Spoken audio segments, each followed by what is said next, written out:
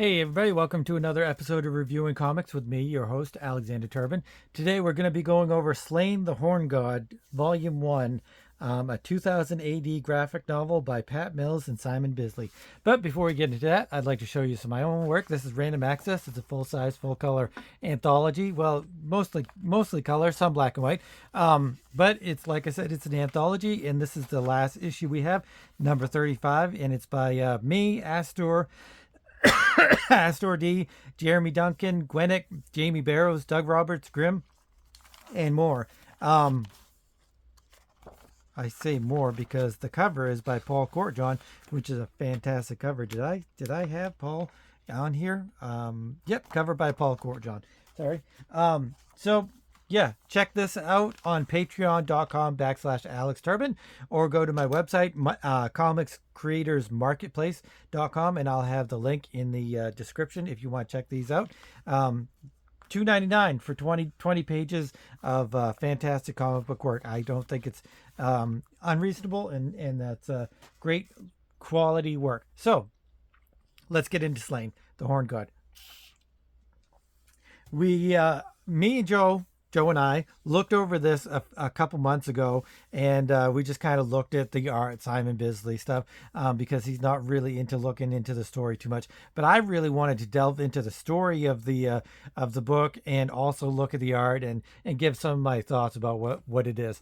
I think I have to change the lighting on this. Nope, not good, is it? I don't know which is better, but we'll go with that one just because. I'm doing this because actually one of the artists was talking today about Slaine, and he was showing some animation stuff that he had worked on before, and so this is for you, Astor. I'm sorry if I don't get your name correct, but this is for you. I'm dedicating my first video if my throat allows it. We're not going to go over the whole thing. We're going to go over half of it or so because it's just too much, too many pages to go through in a succinct amount of time. And my throat might not be able to handle a full graphic novel. But let's check it out. Like I said, it's by Pat Mills and Simon Bisley. And I believe it came from there's an introduction here by Richard Burton, who was some sort of publisher or something. This came out in '89, so I think that it was the early '80s, '81 or so, that the originals had come out, and then it was, let's see, '83. Yep. The first one came out in 2000 AD in August 1983. So it's quite a few years between what happened then, or this, and being turned into the graphic novel. I don't know if all of these are different graphic novels, or they are parts of this one, or what. It's Guide to the Horn God. Maybe this is chapters. I'm not entirely sure. Anybody that knows Slaine really well, please let me know. And are there other graphic novels out there that I need to acquire that are Simon Bisley and stuff? So I think this might be a timeline, or Guide to the Horn God. I think it's a timeline of what's going on in the magazine, in the graphic novel, and stuff like that. So starts off with a picture of Slaine, I assume, or the Horn God, which later you find out that he becomes the Horn God or something to that. But we'll deal with that later on after we've gone through this. Might be Slaine, might be the Horn God. We don't really know. And he's got these weapons of power, which we will talk about at some point too.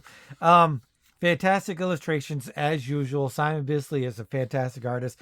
I think he uses a lot of, he's a mixed media guy. You can definitely tell he's doing a lot of splattering. I think he's doing regular splattering with his hands or whatever, which is what I think this is. But he's also got his airbrush going on, which is, I think, a lot of this stuff. But I think it's also oils and maybe acrylics or something like that. And there's also some watercolor medium that goes on later on. Fantastic artist. I know that he was a huge Frazetta fan, and I believe Frazetta and he had a working relationship or some sort of relationship. And I think Frazetta maybe showed him a few things, a few tricks. But he's a fantastic artist. Everything for him is bigger and bolder and beyond life and just like bursts out of the seams of the illustration. And, it's fantastic. I love his work. I don't know of anybody that doesn't love Simon Bisley. He's really just one of the fantastic artists in comic book medium. Unfortunately, I don't think it's him though. I think it's the story. The story of Slaine the Horn God is very how to put this in a way that doesn't make it sound like I'm insulting it. It's a little bit convoluted, which sounds like it's really an insult, and it is. But the reason that it's so convoluted is that it's so intricate, and the story is so in depth and has so many characters that they don't truly utilize or examine or anything. That it's really hard to put a lot of characters, locations, events into place and really have any kind of real connection with him. So I'm going to say Simon Bisley in this doesn't do or isn't allowed to do the full breadth of narrative art that it takes to do this kind of a comic book, graphic novel. Not really a whole lot of narrative art going on at all until the later, much later, towards the end. There's a little bit of narrative art going on where you actually show you show events or you show things happening, and you show, when you're doing a graphic novel, comic, whatever, you have to kind of show the narrative art is showing time.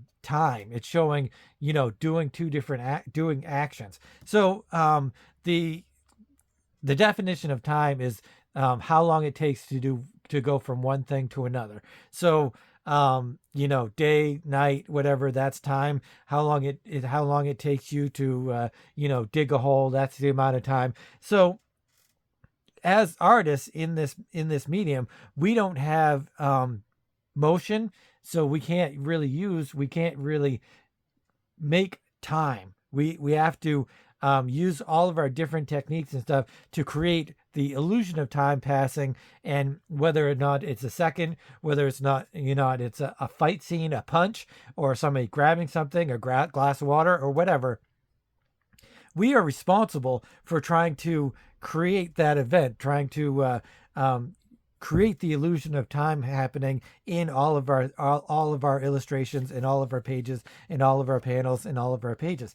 So he's really not given a whole lot of space to do that, or story to do that. I don't know if that is the writer Pat Mills, who is really a great writer. He's done a lot of 2000 AD, done a lot of Judge Dredd and stuff like that, and a lot of DC stuff too. He's a great writer, but I don't think he and Simon Bisley really worked together on this in a completely unified way. This should have been a much longer thing. This should have been, I don't know how many pages should have been, but this should have been 5 or 6 graphic novels instead of just this one.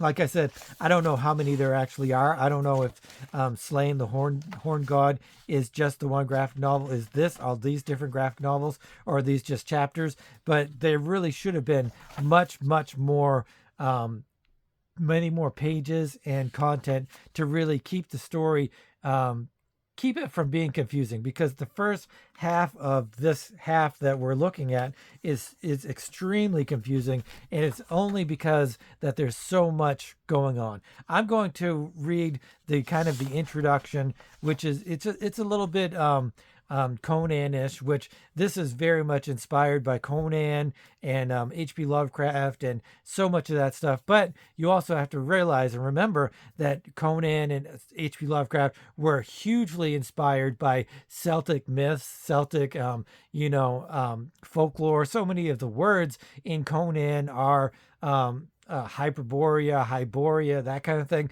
They are Celtic myths, Celtic language, and so many of the things that are in this are Celtic, and so they influence Conan, and then Conan influenced this, so it's like this one big happy go round of influences. I'll read this part, and then we'll try to get through this without stopping too much. There's a huge amount of narration. Look, there's just a little bit of dialogue here and a little bit of dialogue here, but it's a whole bunch of narration, and the writer just telling you what's what instead of characters interacting with each other, which I do not like as much.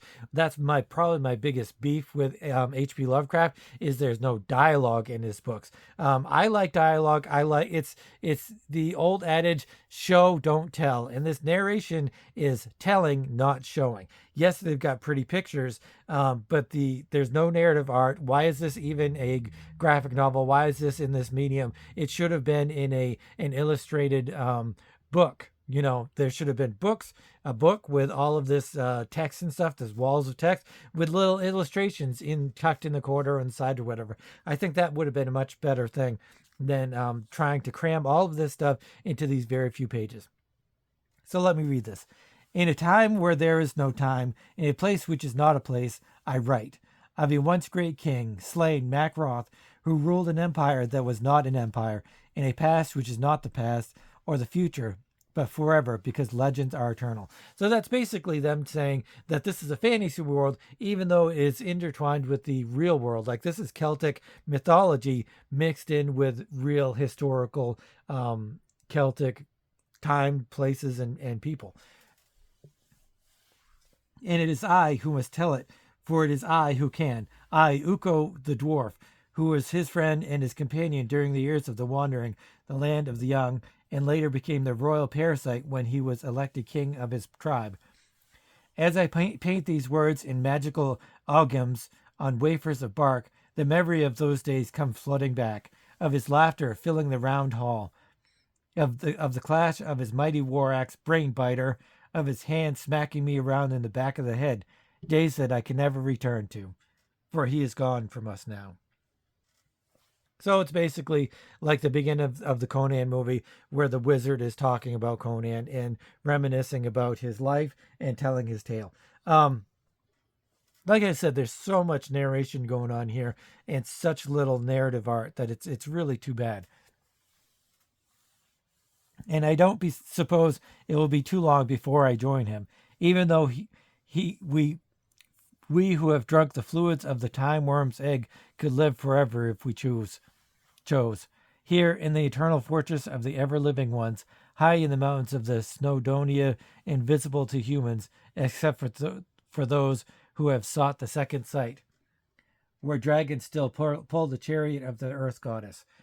But before I, too, go on, I must complete my sagas, and there is still much to tell. Ah, yes, so much, of his battle with Balor of the Evil Eye and the Lord Weird Slok-Feg, of his love for the Lady Nim, and his betrayal of the priestess Mineb, and his most mysterious and epic quest, the search for the horned god. So then it's basically just this dwarf. Looks more like a troll to me than a dwarf. I don't know where they're getting these long ears and stuff, but they're not very dwarfy for me. But I'm going to try to remember his name, Ukko the dwarf. So he's talking about the different adventures of Slaine, and one in particular in which they met, where they were. I'll read some of this too. Before I describe the momentous and tragic events of the young, I must ask you to be a little patient with your humble scrivener. For first, it is necessary to recall for you those incidents and characters that have appeared in my previous tales, which will have more than a passing relevance to the adventure I am about to relate. Such details will be particularly illuminating to those of you who may not have occasion to peruse my earlier manuscripts. So, craving your indulgence, I shall remind you how Tir Nan Og, the land of the young, was divided between the free tribes of the north who worshipped Danu, the earth goddess, and Lug, the sun god. So it's basically, I think it's basically the Celts and the Vikings. I think it's a mixture of the Vikings and Celts, and only the Celts religions kind of take over a little bit because there's no Norse religions here. And the southern tribes ruled by the Drune lords, who venerated Karnan, the horn god, and the bloody maggot Crom Karash. Crom was a monstrous time worm, invisible to the humans, controlled by the dark gods of Kithcrawl, who feed on the life of force immortals. The Drunes offered him human sacrifices in giant wicker men. So it's just like the movie Wicker Man with Nicolas Cage, where there's a whole bunch of people. I guess in the movies just in his head, but I think in here it's the whole body is filled, packed with people, and they're gonna light it on fire as a giant effigy or a giant sacrifice to the gods. And so there's two different tribes, warring tribes. One is Slaine is part of, and one is the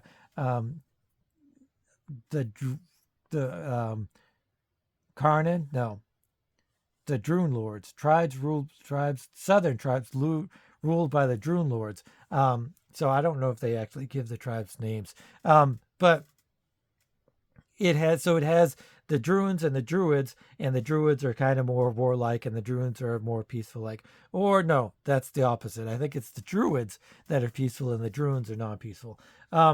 So that's where Slaine and the dwarf meet for the first time, because I guess I'll just have to read this too. It's very difficult to say what's going on, because also the names are so hard to describe, and they're so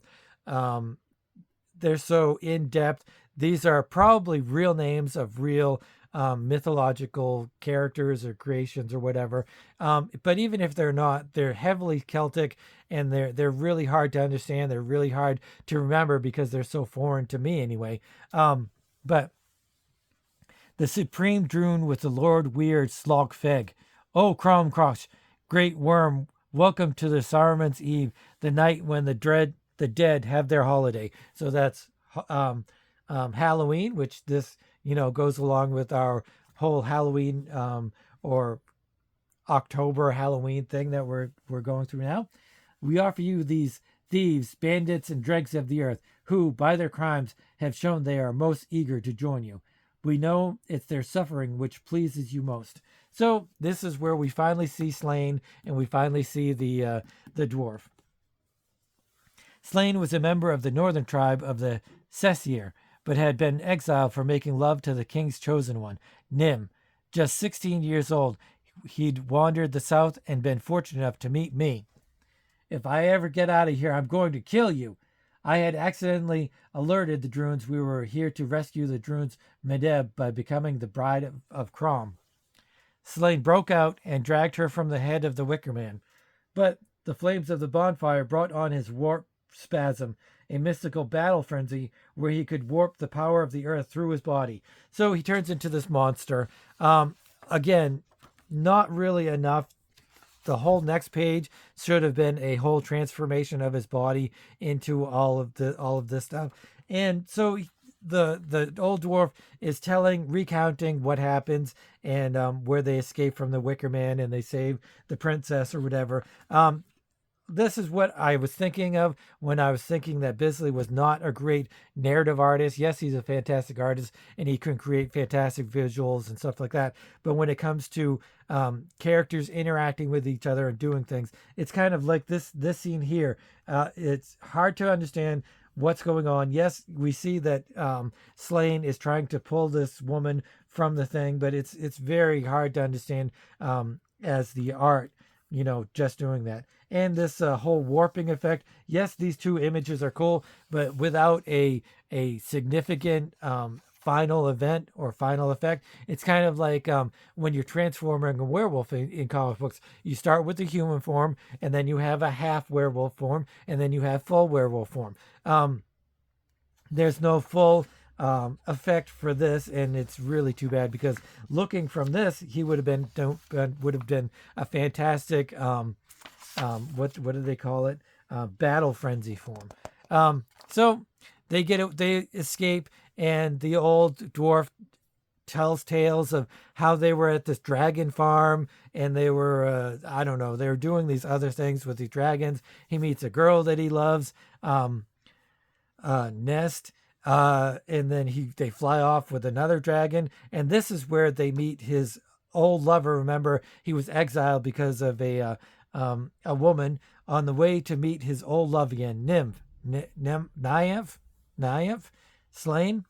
This is where she confesses that she was pregnant when he left, and that they have a son here. But she's got some cruel words for him. She's not into him at all, and she's just like, you're a cretin, and you're just gonna end up dead. All you care about is fighting and killing, and I'm gonna have my son become a druid or a droon or something that is going to extend his life, and his life won't be filled with tragedy and killing and stuff.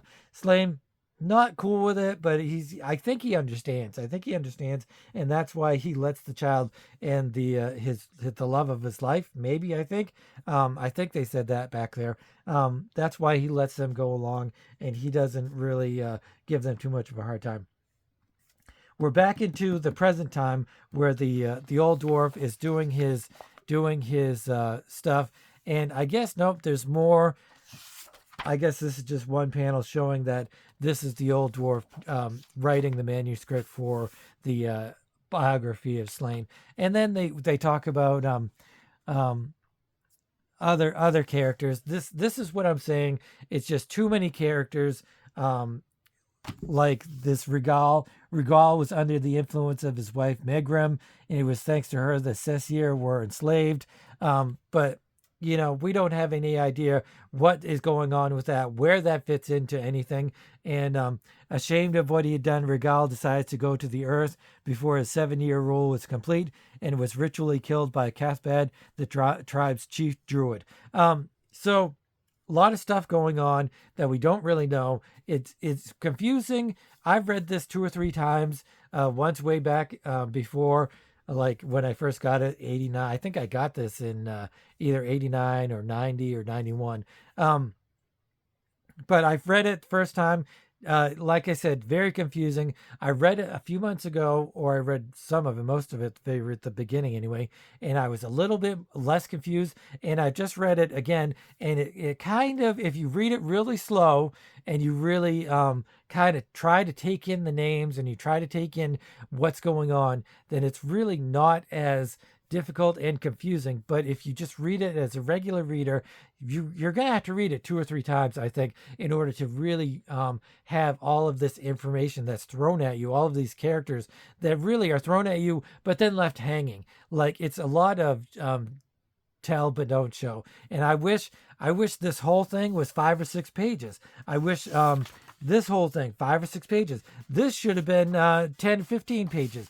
So many of these things should have been explained, should have been gone on to more pages, and it would have just made for so much better reading experience. Because just having the narrator tell you what's going on instead of you experiencing it's like comic books are so great because you get to immerse yourself in the story. It's like kind of like virtual reality where you're actually immersed in the story. You're not just behind the screen. You're not in your chair doing your thing. You're actually in the world, so you're really immersed. And that's one of the great things, better things in comic books than any other medium, because like I've said before, movies and TV, it goes past you like a second. You get a chance to see what it is. But in a comic book, you can like take as long as you want to look at this panel. You could take 20 minutes looking at just at this panel, or taking however long you want to kind of soak in all of this fantastic artwork and beautiful artwork. You can just soak it in and look at it as long as you want, unless you're willing to, pause the TV or pause the movie or whatever, and really look at the images there. But even then, this is artwork. It's not a live action or something like that. So there's a lot more to kind of take in, and that's where the comic books are really so great, that you can stop and just really soak it in. And it's really too bad that they don't give you more information on these characters, on these locations, that you can soak it in. The dwarf, I keep wanting to call him an ogre because that's what he is. I think that was one of my first problems with this graphic novel. I did not think he was a dwarf. He's a troll. He's a goblin. He's something like that. He's not a dwarf. That really drives me crazy, and it's one of the things that really kept my brain from really focusing in on this as much as I wanted to. But he's writing this biography for her nest. One of the characters that's here, I don't know who it was. She's some sort of lover of she's some sort of lover of Slaine, but I don't know. They don't really explain it enough. All they say is they're part of some dragon farm, and they farm the dragons for their skulls and some of this other stuff, which really has nothing to do with the story, and it really isn't enough to it's enough to quench your thirst for wanting something, but you can't get all of what you want. There's no satisfaction. There's no resolution, which is what Joe says about my work often, but he hasn't read enough of the random accesses. He hasn't read all of the Sirens, and I do agree with him on a certain point, because you do have to really kind of delve into the story, but you can't just take 10 pages here, 5 pages there. You have to have read all of the pages, which hopefully when I'm done with Cyrene or whatever, I can put them all into giant trade paperbacks and people can read them there. I know a lot of people didn't like Ronin at first because it was serialized at first in different comics, but once you read it in one trade paperback, it's a fantastic book. It transforms it, which is a lot of how a lot of things are. So she's yelling at him. Because he's a little bit of a perv, and he goes off on tangents about how sexy some women are and what he would do to them and how great they look and stuff like that. And she kind of yells at him, and she talks about some of the things that he's missing. And so she talks about some of the stuff that he's missing. And he's like, all right. And she says, oh, you're not getting any beer until some of these things are put in here. And he's like, oh, fine. So he just scribbles in some quick story or whatever, some quick words of what it was, and he's like, can I have my mead now? Which is kind of funny. So then we have one of the second really big illustration, because there's a few really huge illustrations that are in this that Simon Bisley is obviously known for and is fantastic for, and everybody loves him. And I'll read this part because he's such good at these great illustrations. Again, it's tell and not show, because these illustrations can never convey what the story is that they're trying to tell. Slaine had become king at a time of great peril, for the tribes of the earth goddess at Karnak to the south, where the lords Weird Slog Feg ordered long avenues of weird stones to be erected that sent power seething through magical ley lines, dragging down a great sheet of ice over the land of the young. And with glaciers came the Drunes' Fomorian allies, in great towers of glass, led by Balor of the evil eye, whose hideous gaze burned all who came before it. So I think that's supposed to be him. This isn't Slaine. This is Balor the evil. I don't know if Slaine has done any not Warcraft, Warhammer, but his style is super Warhammery, and I would love to see him do some Warhammer stuff. Anybody that knows of any Simon Bisley Warhammer stuff, please let me know, because he was pretty much born to it. But invigorated by the food from the magical cauldron, in one of these tales, Slaine finds the magical cauldron, which I guess is supposed to be the Holy Grail as well, because later on they talk about that, and it just creates food, and it makes your people happy, basically.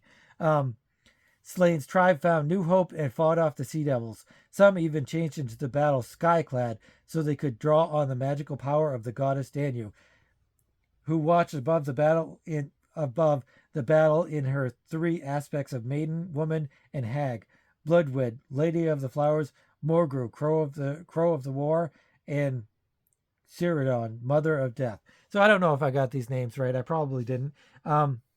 Great illustrations. I would have loved to have seen full panels. I'd have loved to have seen this as a full panel page, because again, it's telling, not showing.